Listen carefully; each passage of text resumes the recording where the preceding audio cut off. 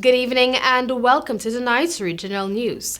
The outgoing chairman of the Caribbean Community CARICOM, Prime Minister Dr. Keith Rowley, said Saturday that the 15-member regional integration grouping will receive at least 800,000 doses of vaccines to help curb the spread of the coronavirus from the African Union later this month. In addition, Rowley, who handed over the chairmanship of CARICOM to his Antigua and Barbuda counterpart, Gaston Brown, on Monday, said that the region will also receive 400,000 doses in August and a further 500,000 in September. He said that vaccinations coupled with existing supplies from other sources will help the region move towards herd immunity by the end of the year. Rowley said regarding the promised shipment of vaccines from the United States for the region, following conversations with all the authorities, he said that, I quote, "There has been progress considerably, but it has not changed since I last spoke with you," end of quote.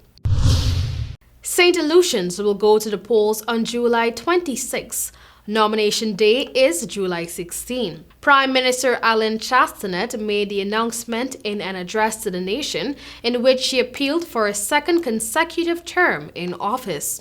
While describing the main opposition St. Lucia Labour Party (SLP), led by Philip J. Pierre, as a, I quote, "spent force," end of quote, Chastanet touted his United Workers' Party (UWP's) record performance over the last 5 years. In the June 2016 general election, the UWP unseated the SLP, claiming the 11 of 17 seats, with the remainder going to the SLP.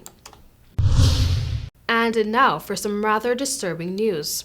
A former First Minister of the British Overseas Territory of Montserrat has been convicted of sexually exploiting 5 girls, including 2 13-year-olds. David Brandt, aged 78, groomed the girls by giving them money, phone credit, and used one girl, aged 15, to recruit others to abuse. A joint investigation by the Royal Montserrat Police and National Crime Agency uncovered evidence that he sent his victims thousands of Eastern Caribbean dollars to have sex with him and send him indecent images of themselves. Brandt, who led the Montserrat government between 1997 and 2001, was convicted of 6 counts of dealing in people under 18 for sexual exploitation and 1 charge of perverting the course of justice.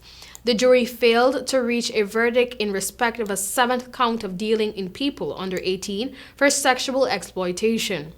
Brown's offenses were carried out between September 2013 and June 2018.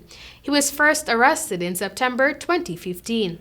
After he was charged with sex offenses, he made 5 payments to one 16-year-old girl totaling over 2,000 Eastern Caribbean dollars so that she would not talk to investigators.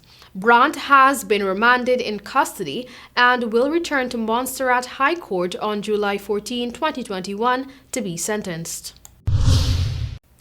And finally, just days after a video of a massive ocean surface blaze near the Pemex oil platform in the Gulf of Mexico went viral, Mexico's national oil company has declared that environmental damage was avoided due to quick action by its workers. The July 2 blaze showed bright orange flames jumping out of the water as the fire raged a short distance from the oil platform. Pemex has previously said it took more than 5 hours to fully extinguish the fire.